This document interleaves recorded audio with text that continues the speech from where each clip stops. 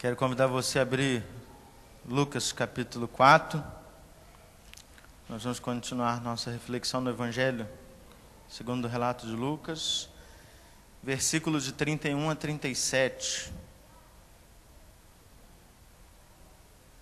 Lucas 4, de 31 a 37.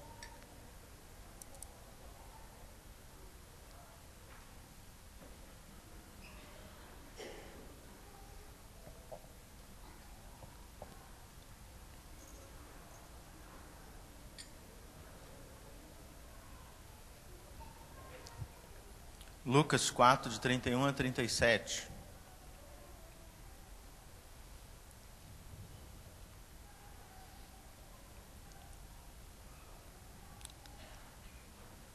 Amém?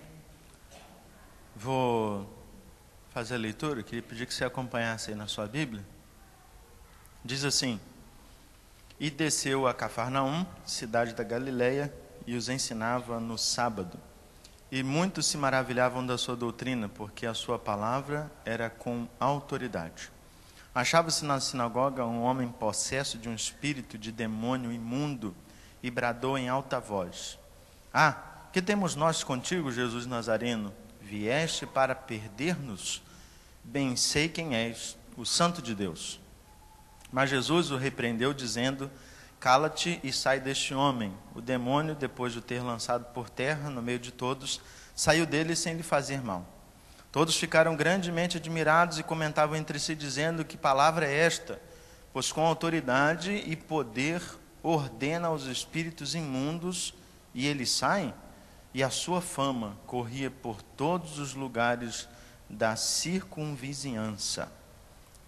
Deus mesmo nos abençoe na leitura do seu santo Evangelho. Como nós estamos fazendo uma série expositiva, primeiro é importante que você olhe para o texto e repare algumas coisas muito importantes. Como eu estou sem retorno aqui, eu vou falando, você vai passando aí automaticamente. Isso, ok. Primeiro, Lucas, ele diz assim: E Jesus desceu a Cafarnaum, cidade da Galileia. Quando você pensa, por que Lucas explica que Cafarnaum é cidade da Galileia? Pode não parecer informação importante nenhuma, mas é uma informação importante. Isso significa que Teófilo, que é o objeto da carta, vamos lembrar lá em Lucas capítulo 1, Lucas está escrevendo para Teófilo tudo aquilo que aconteceu, então ele tem uma preocupação de registrar os fatos para que Teófilo confirme aquilo que ele já ouviu falar. Mas Teófilo, então, ele não é morador nem da região de Jerusalém, nem de outra região. Por quê? Porque ele não sabe que Cafarnaum é cidade da Galileia. Eis a preocupação de Lucas explicar que Cafarnaum é cidade da Galileia. E os ensinava no sábado. Há uma preocupação de Lucas em dizer o lugar, um lugar onde Jesus realmente atuou, está ali presente, fez muitas coisas, é um território muito conhecido por Lucas, mas não por Teófilo. Há uma explicação de que era sábado, uma questão bem interessante. Jesus fez muitas coisas que os fariseus não aprovavam no sábado, como curar, como fazer milagres, como ajudar pessoas, como Jesus passou numa plantação e colheu. Então, os fariseus reprovavam, mas há uma preocupação aqui de dizer que Jesus também no sábado, ele está lá fazendo o que todo judeu fazia, está estudando. Jesus está na sinagoga, você percebe isso no versículo 33. Achava-se na sinagoga um homem, ou seja, Jesus estava ensinando no sábado, mas não estava ensinando num lugar qualquer. Jesus estava na sinagoga junto com todos os outros judeus. É importante a gente perceber que Jesus valoriza esse momento de comunhão, esse momento de estudo da palavra. Tem gente hoje que questiona o porquê está na igreja. Simples, só olhar para o que Jesus fazia. Jesus estava lá com todo mundo, estudando e ensinando, repassando aquilo que ele mesmo poderia ensinar como o Senhor Jesus. O texto mostra que as pessoas ficaram espantadas com as palavras que Jesus dizia. E realmente é muito interessante. Você imagina, né? Uma igreja acostumada com o pastor Fábio. E em determinado domingo aparece Jesus e prega, pobre do pastor Fábio, né? De fato, essa é a comparação.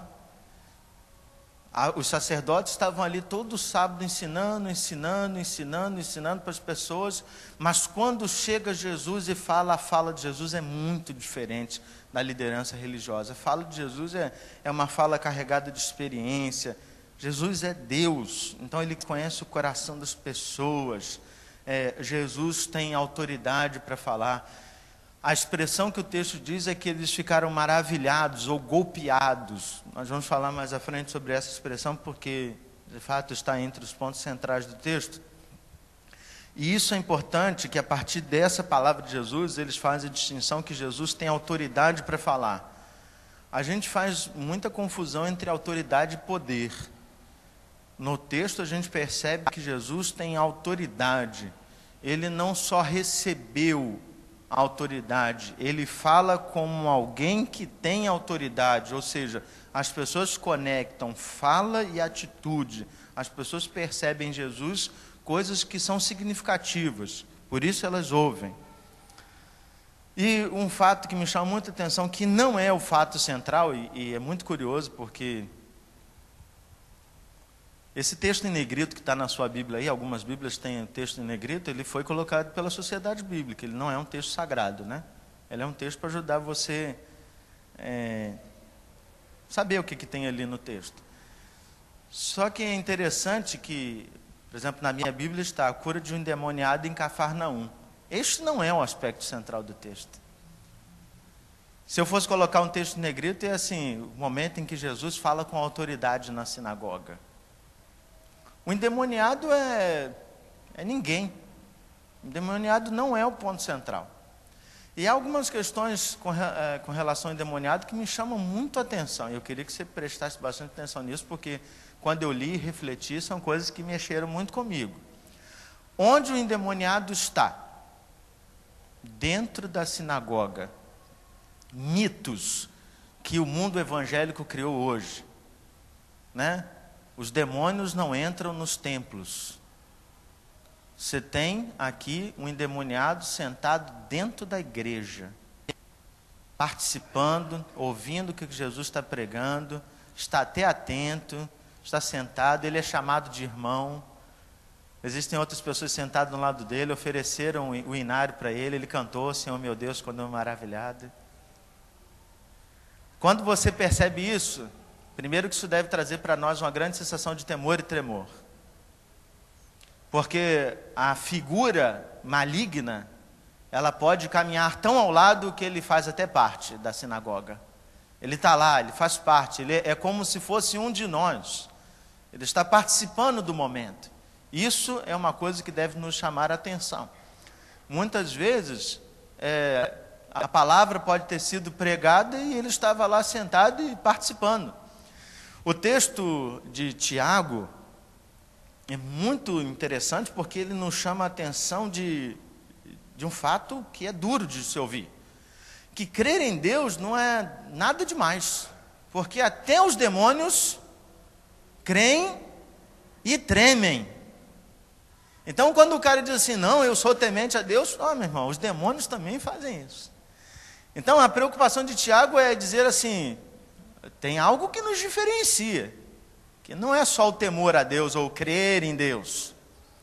A vida a serviço de Deus é que vai fazer a diferença. Porque a vida como um culto só pode ser dos discípulos do Senhor Jesus.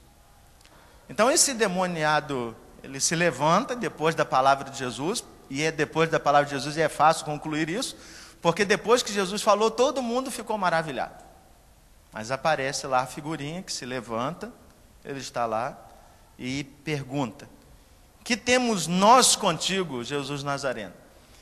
E aí outra expressão muito interessante, que temos nós contigo, alguns comentaristas vão questionar, ele está falando em nós por quê?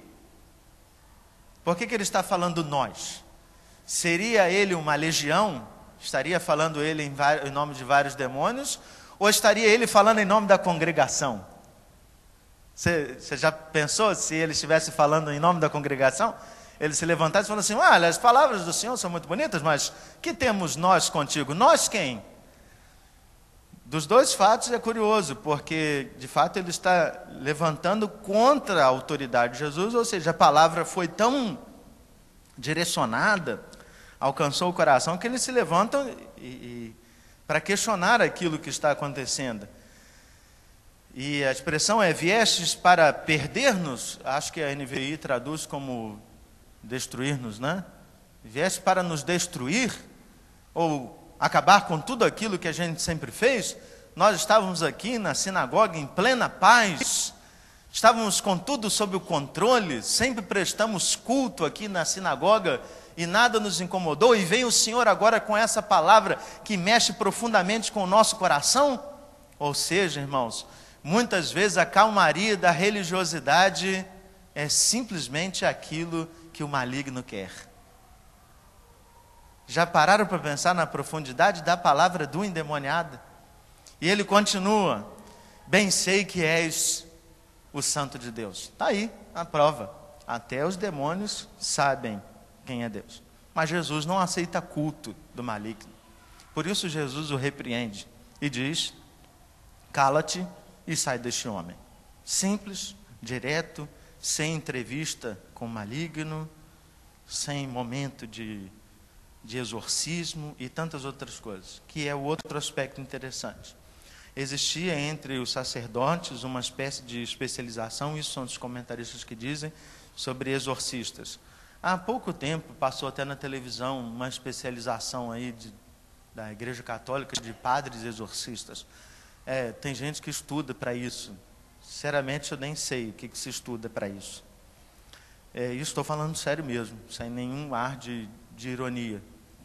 Mas o que é curioso é que Jesus chega e com uma só palavra, né, cala-te e sai, e resolve a questão. O que vai se dizer a respeito disso é que existia uma prática de exorcismo que era como nos nossos tempos. Aquela coisa de o maligno é trazido à frente, qual é o teu nome, você veio de onde, vai para onde, qual é o seu interesse, por que você está nela ou nele, o que vai acontecer se a gente te expulsar, e tem desde coisa séria, muita piada sobre isso, e o fato é que muita gente valoriza a presença do maligno para fazer uma série de espetáculo. A pessoa cai, se machuca e aquela coisa toda. E aí entra a última observação de Lucas. O demônio, depois de o ter lançado por terra, no meio de todos, saiu dele sem lhe fazer nenhum mal. Sem lhe fazer mal. Lucas é médico. O olhar de Lucas para o endemoniado que caiu no chão e não é mais endemoniado, é um olhar de um médico. E quando ele olha para essa pessoa, ele diz assim: o camarada saiu e ficou sem nenhuma ferida, sem nenhum machucado, sem nenhum arranhão. Ele ficou bem e continuou ali com as outras pessoas da sinagoga. Como eu disse, o endemoniado só está ali com um propósito: apontar para a autoridade de Jesus. Ele não é a figura central. Quando olho para esse texto, então, tem duas coisas que eu queria lhe chamar a atenção. E eu chamo de ajustando o olhar, porque acho que a gente precisa olhar. Primeiro é a autoridade, segundo são as reações das pessoas nesse momento. Com relação à autoridade, pode passar, Kelly? Tem duas coisas que me chamam a atenção, que é a autoridade de Jesus e a autoridade dos discípulos. Muito bem. Para o povo judeu, a autoridade emanava de uma série de aspectos, entre eles a hereditariedade. Falei devagar para não errar. Quem era sumo sacerdote? Ou quem poderia ser sacerdote? Só filhos de sacerdote. Então, ter sangue religioso é importante. é muito interessante que isso não existe mais no nosso tempo. Eu sou o primeiro pastor da minha família, tanto de pai quanto de mãe, não tenho antes. Mas eu achava muito interessante porque eu tive amigos de seminário, de famílias que foram nascidas no presbiterianismo e têm linhagem direta com o Simon. Então, eu não estou brincando, não. E ele chega lá no seminário e diz assim: eu sou o 14º pastor da minha geração. E eu acho isso fantástico. Acho mesmo, legal, porque você tem toda uma herança, você tem toda uma bagagem que te ajuda muito na vida. Como eu não tive essa bagagem, tive que aprender muitas coisas duramente. Então, quem tem isso, tem uma vantagem. Quando eles olham para Jesus, qual é a bagagem que Jesus traz? Quem é a mãe de Jesus? Maria. Quem é Maria? É como nos nossos dias. Quantas Marias existem no Brasil? 10 milhões. Maria é um nome comum. Maria. Maria, quem é Maria? Maria. Quem é o pai de Jesus? É o Espírito Santo. Nem de José ele é filho. Complicou. Não tem nenhuma herança, né? Profissão de José, carpinteiro. Qual é a profissão de Jesus? Carpinteiro. Carpinteiro pode falar no culto? Carpinteiro tem autoridade para pegar o microfone e falar aqui? Carpinteiro tem jeito para pregar? Carpinteiro é carpinteiro. Então, na cabeça de um judeu, quando Jesus sobe ao púlpito, a leitura que se faz é de um Jesus que é um monte de coisa, menos um Jesus que está pronto para falar. Isso vai nos levar às reações das pessoas. Mas pensem bem que no nosso quesito de autoridade, conta-se muito quem é a pessoa, isso vale até hoje. Até hoje. Você vai se inscrever num congresso, as pessoas dizem: questão, esse cara tem doutorado, mestrado, X anos de experiência. Acho muito interessante. Todo ano eu vou palestrar num encontro de casais. E eu sempre chego lá, a primeira coisa que eu faço é me desqualificar. Sabe por quê? Eu faço esse ano 12 anos de casado, mas tem gente lá com 40. Sabe qual é o olhar de alguém que tem 40 anos de casado para um jovem que tem 12 anos de casado? Simples. O que você tem para me ensinar? Eu não estou deduzindo, não, já ouvi isso. As pessoas olham e fuzilam. É como se só pudesse ensinar quem estivesse naquela condição. Significa assim que Jesus não tinha autoridade para falar sobre casamento. Jesus não casou. Mas Jesus fala sobre casamento. Significa que Jesus também não tinha autoridade para falar sobre filhos. Jesus não teve filhos. Mas Jesus teve autoridade para falar sobre filhos. Ou seja, a autoridade não é porque você vive aquela relação ou porque você tem mais tempo do que outra pessoa. A autoridade, ela emana de Deus. Mas só que a gente também, como igreja, sofre essa crise de autoridade, e parece que para se ter autoridade, precisa, antes de qualquer coisa, você ter uma titulação. Porque sem essa titulação parece que você não tem autoridade. De onde vem a nossa autoridade? Se nós somos discípulos de Jesus, nós também temos autoridade que veio desse Jesus para nós. Porque Jesus, lá no texto de Mateus 28, vai encerrar dizendo que toda autoridade me foi dada no céu e na terra. E ele vira para nós e diz: ide então, fazer discípulos de todas as nações. Quando você vai falar do evangelho para uma pessoa, você precisa ter autoridade. Mas não é autoridade de saber tudo, é a autoridade de falar em nome de Deus. E falar em nome de Deus implica que quando as pessoas olhem para a nossa vida, ela veja coerência entre a nossa fala, o nosso discurso e a nossa prática.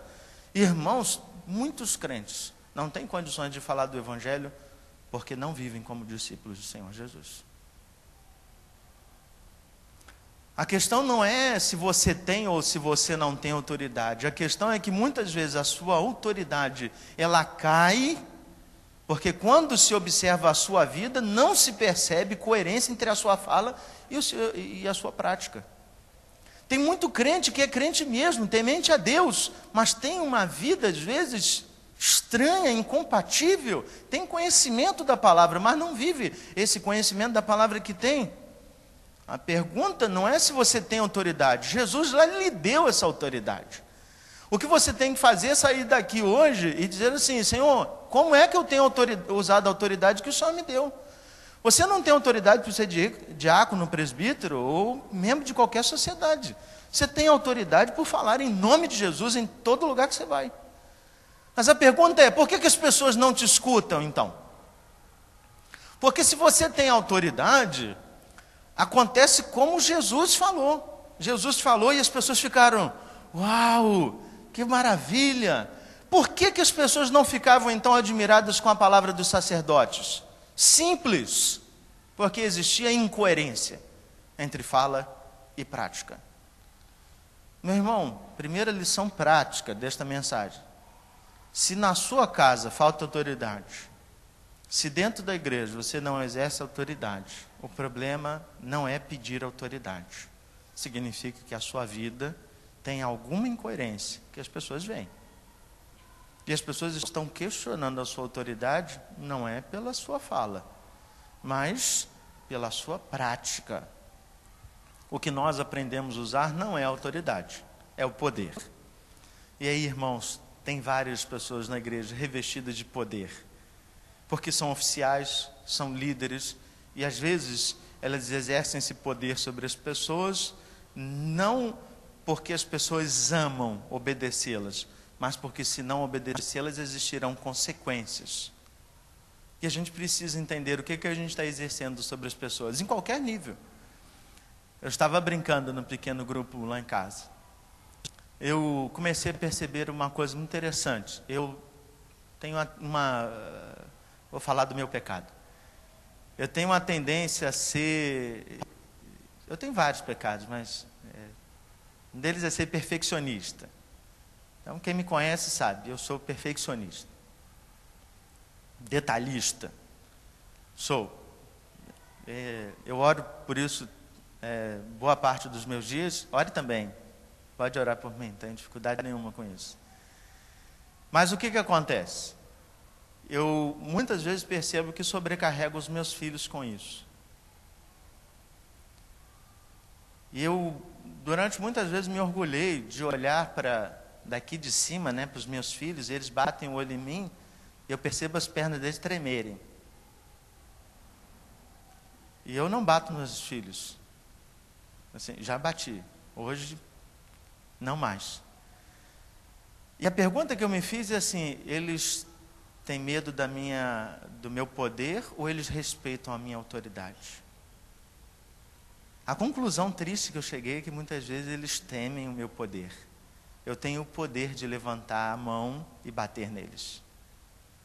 Mas eu também tenho autoridade para falar com eles com respeito. Muitas vezes nas nossas relações o que as pessoas temem é o poder, não a autoridade.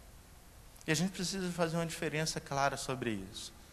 Lá em casa eu comecei a fazer uma luta com as crianças para ter uma relação de autoridade, não uma relação de poder. E é muito mais complexo do que eu imaginava. Mas a questão é que a gente precisa lutar sobre isso.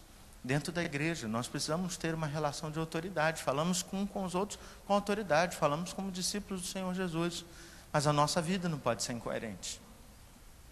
Por último, então, falamos da autoridade, e a segunda coisa que me chama muita atenção são as reações.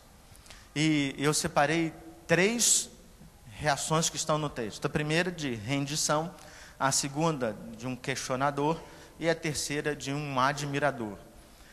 O ápice do texto, para mim, está na primeira reação, que é a de rendição. Então, para terminar no ápice, eu vou começar de baixo para cima. Mas eu coloquei nessa ordem porque é a ordem que aparece no texto. O texto vai encerrar no versículo 37 dizendo assim, que a fama de Jesus corria por todos os lugares da circunvizinhança. Eu fiquei me perguntando por que o texto diz que é a fama de Jesus. E eu fiz questão de olhar no grego para saber se a palavra era fama mesmo. E sabe o que eu descobri? É fama mesmo. Olha, que descoberta que eu tive. Mas por que é importante saber que a fama de Jesus percorreu por toda a cidade? Ou toda a circunvizinhança? O que as pessoas saíram dali contando para as pessoas? Cara, eu conheci um cara, o cara é bom, meu irmão. O cara fala bem. Até um demônio apareceu lá, o cara expulsou. Fiquei admirado com isso.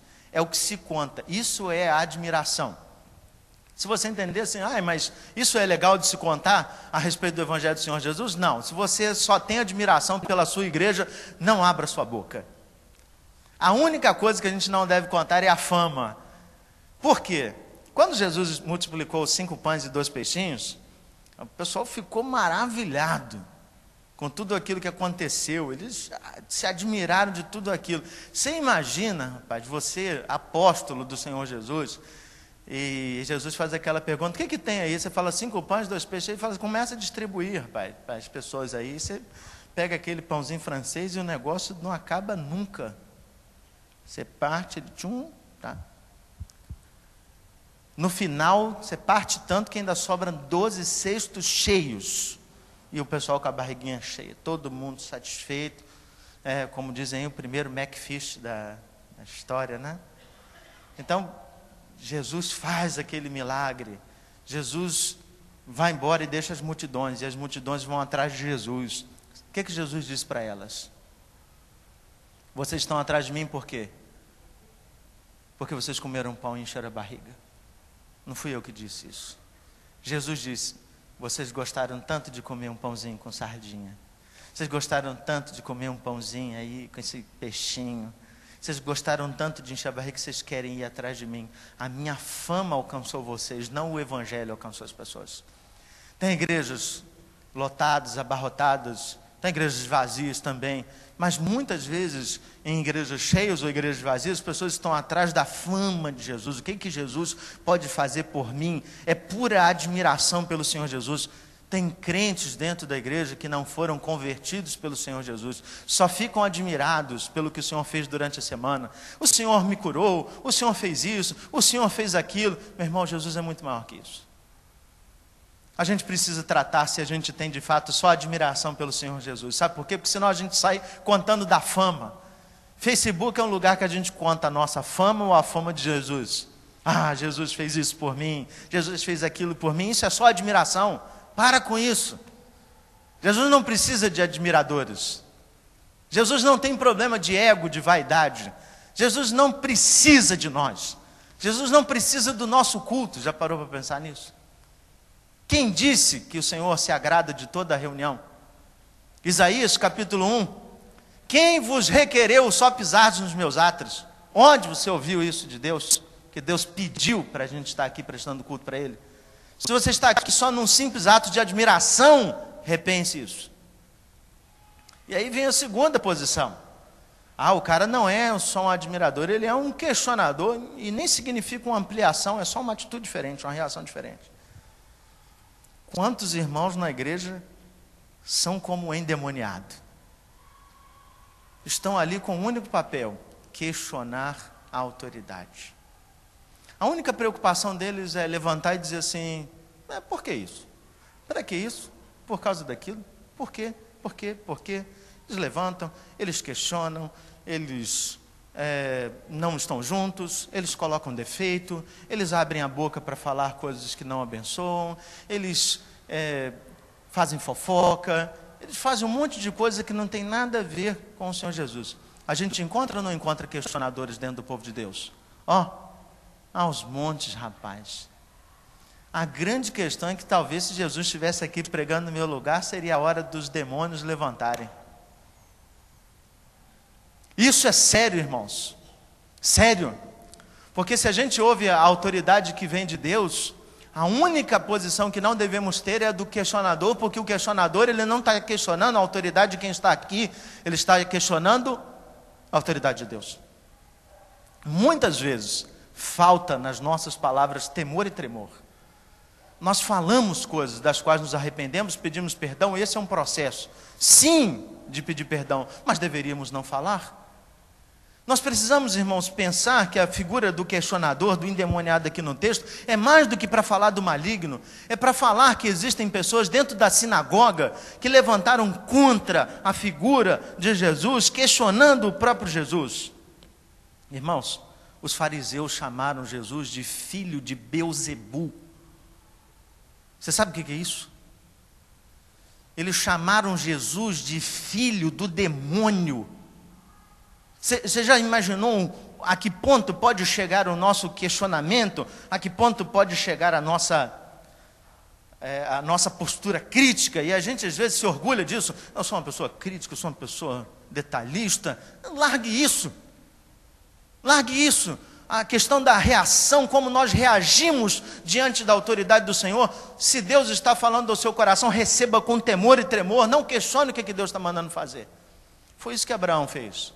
Quando Deus virou para ele e disse assim: você realmente crê em mim? Confia em mim? Pega seu filho e sacrifica ele. Isaac pergunta para o pai assim: mas onde está o cordeiro? A única resposta dele é: Deus providenciará. Deus providenciará. Não questiona, está aí. Quantas vezes a gente questiona? Questiona o Evangelho, questiona a forma como fazemos, questiona a vida da igreja, questiona a vida das pessoas, questiona um monte de coisa, mas é só um questionador. Está na sinagoga e é um questionador. E a primeira reação, que é a mais fantástica de todas elas, é o versículo 32, queria que você olhasse para ele aí. E muitos se maravilhavam da sua doutrina, porque a sua palavra era com autoridade. Maravilhavam da sua doutrina. No português, a palavra se maravilhar é como ficar admirado. Eu acho que não faz muita diferença, pelo menos é a minha percepção. Eu não sou tão semântico assim, mas eu acho que maravilhar não tem muita diferença entre ficar admirado. Parece que no português falta uma palavra de fato para a palavra grega, exousia. A palavra exousia significa quando você ouve alguma coisa e aquilo foi como se você tomasse um soco na boca do estômago. Esse é o significado literal. É como se você recebesse um choque, estado de choque, como a gente diz, né? É como se você visse alguma coisa, que aquilo te arrepiasse, como diz, né? Do dedinho até o último fio de cabelo, e aquilo te tomasse você de pavor, de um sentimento de entrega, sentimento de espanto. Tudo isso não é muito mais do que maravilhado? Esse é o significado da palavra exousia.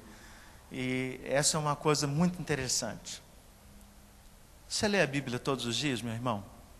Eu estou fazendo uma pergunta para você, eu não queria que você respondesse em voz audível, mas eu queria perguntar para você. Você lê a Bíblia todos os dias? O quanto você fica golpeado quando você lê a Bíblia? Porque é interessante.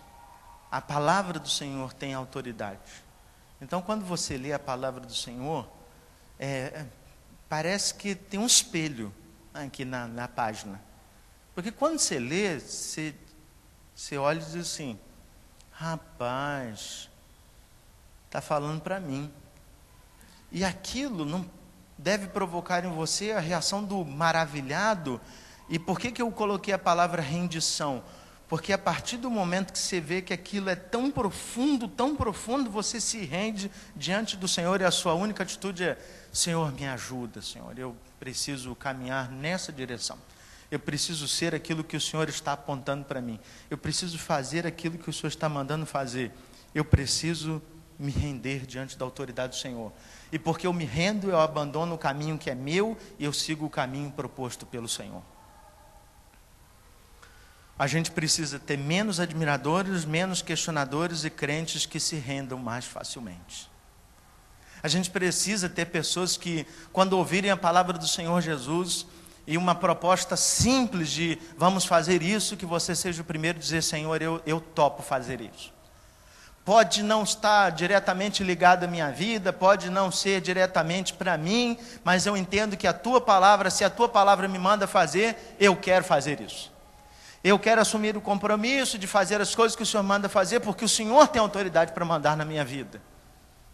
Mas a gente não se rende se estiver apenas admirado ou questionando a autoridade que vem da palavra. A minha grande questão é: para que esse texto entrou no texto bíblico, irmãos? E eu queria caminhar para concluir pensando isso com você. Para que esse texto entrou aqui na Bíblia? Talvez você pergunte assim: o pastor agora ficou louco, né? Está perguntando por que Lucas escreveu esses versículos. Não é isso. A pergunta é: Em quantos outros textos Jesus prova a sua autoridade? Muitos outros. Em muitos outros textos, Jesus prova a sua autoridade. Então, para que entrou especificamente esse? Irmãos, e sabe o que me incomoda?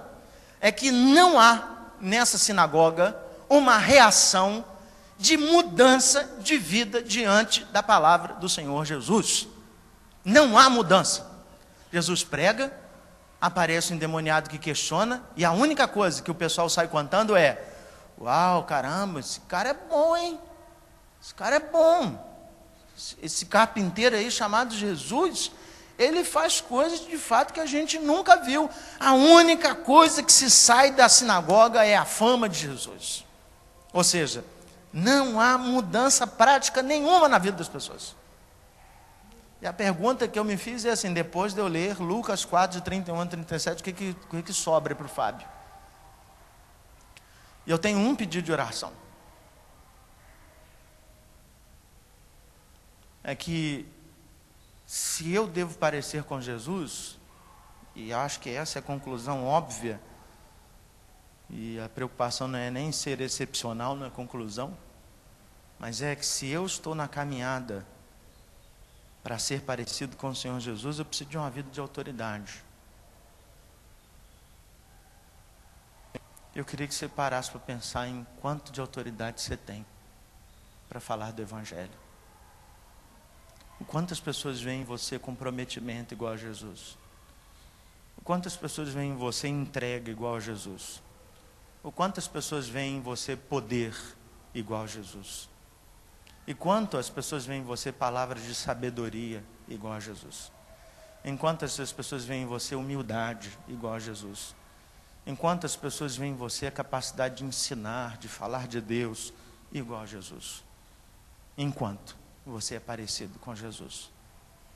E a pergunta, irmãos, ela é tão dura, que às vezes você pode ter 100 anos de igreja, mas você não é nada diferente daquilo que você era 100 anos atrás. Você é só um membro da sinagoga. Pergunta é o quanto você fala com autoridade a respeito do Evangelho do Senhor Jesus. E sabe o que é pior? É que eu não estou questionando se você tem autoridade, porque Jesus te deu autoridade. O negócio é o que você fez com a autoridade que Ele te deu. Talvez você tenha colocado na gaveta da sua casa e seja a hora de se abrir e tirar ela de lá. Talvez a sua autoridade esteja manchada por uma vida torta. Talvez a sua autoridade seja questionada a partir daquilo que as pessoas estão vendo na prática. Talvez a sua autoridade esteja sendo questionada por um monte de outras coisas, mas a autoridade já está dentro de você. Eu não estou te dando autoridade, Jesus já fez isso. A pergunta é, saímos daqui apenas falando da fama de Jesus, ou pensando que Jesus nos fez ler esse texto para dizer que nós também temos autoridade vinda por Ele, de pregar e fazer com que aqueles que ouvem o Evangelho sejam golpeados por esse Evangelho, sejam afetados por esse Evangelho. Eu quero dizer que nessa semana aconteceu uma experiência comigo muito interessante que me fez pensar nessa autoridade. Eu recebi no gabinete um jovem não crente e ele questionou várias coisas. E o desafio que eu fiz para ele, ao final, foi assim: eu queria que você lesse o Evangelho de Jesus. E ele falou assim, mas para que eu devo ler o Evangelho do Senhor Jesus? Eu falei assim, é porque dele vem toda a autoridade. E ele perguntou assim, mas esse Evangelho vai responder as minhas perguntas? Eu falei assim, não só vai responder as suas perguntas, vai mudar a sua vida. E ele falou assim, mas como é que o senhor tem tanta certeza disso? Eu falei, mudou a minha? Ele falou assim, mas uma simples leitura do Evangelho é capaz de mudar a sua vida? Eu falei assim, nada com Jesus é simples. Nada com Jesus é simples. Mas se isso não mudar a minha vida, eu falei assim, isso não vai acontecer. E ele falou assim, por que quando o senhor fala disso, o senhor fica com um sorriso na boca? Eu falei assim, porque o Evangelho é surpreendente, cara.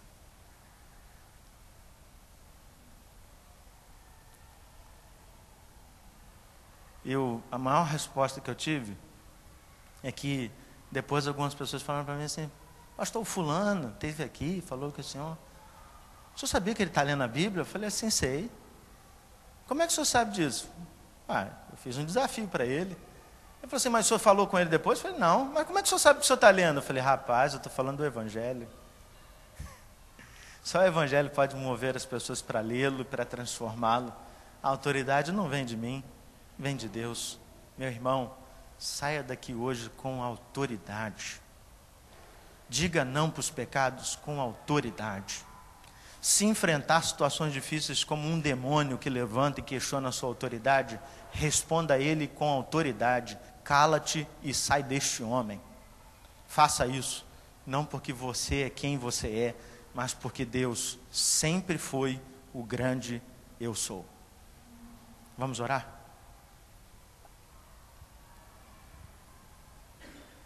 Maravilhoso, bom Deus, a nossa vida está nas tuas mãos.